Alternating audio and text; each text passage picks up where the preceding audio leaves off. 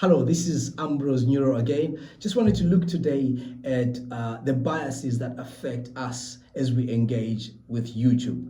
And to begin with is the confirmation bias, where we tend to favor information that confirms our pre-existing beliefs. And on YouTube, this can mean clinging to outdated strategies or ignoring data that contradicts our assumptions.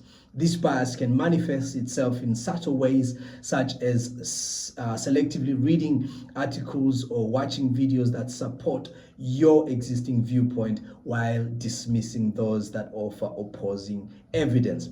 And furthermore, confirmation bias can significantly impact how you interpret your own analytics. If you believe a particular strategy is working, you might selectively focus on positive metrics while downplaying negative ones, creating a distorted view of your channel's performance. And we all fall prey to some of these because they tend to happen in an unconscious way. And then we find ourselves sort of falling into echo chambers and being pigeonholed, which is why it's important to have an awareness, just being aware of what is at play and how we regulate our human behavior even as we engage with YouTube.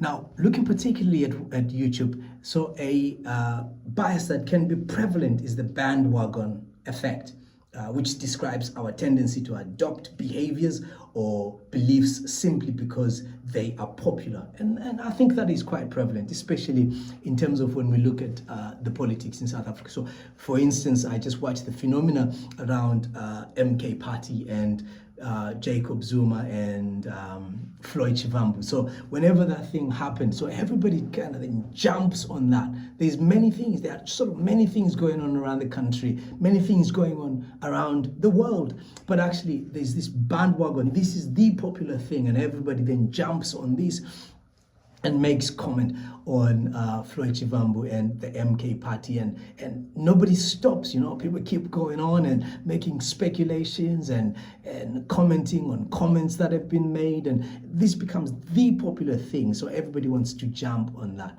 So on YouTube, this could manifest as blindly following trends without considering their relevance to your particular niche or your particular audience. So you believe that, okay, this is the popular thing, and then you forego the idea that you've got your own particular niche and your own particular audience. And I see that quite significantly, especially when it comes to the MK Party. Just because everyone is using shortcuts doesn't mean that they're the right fit for your particular content. So basically just conducting some thorough research, consider your audience's preferences before jumping on the bandwagon, even if you're actually dealing with the same topics, but actually using your particular set of tools and your particular way of commentary, maybe kind of creating a different perspective.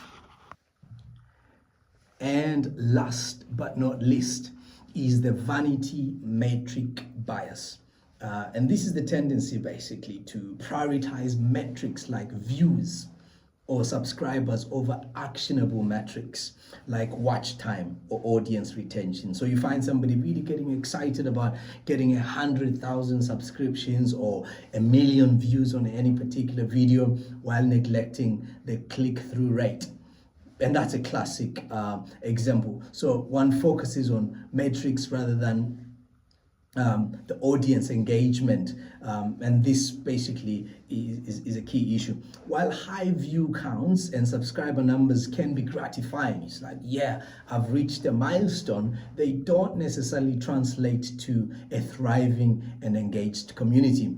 And one particular channel I like is SMWX, and what I find with this particular channel is that people really engage with the content, and the evidence for that is seen in the commentary, where people are really studious and they're very kind of engaged And this type of comments that they make is they tend to even kind of put timestamps to say, actually, when I was watching this, when I got to timestamp 16.5 seconds, this person said this, and I found that. And there's a real sort of engagement.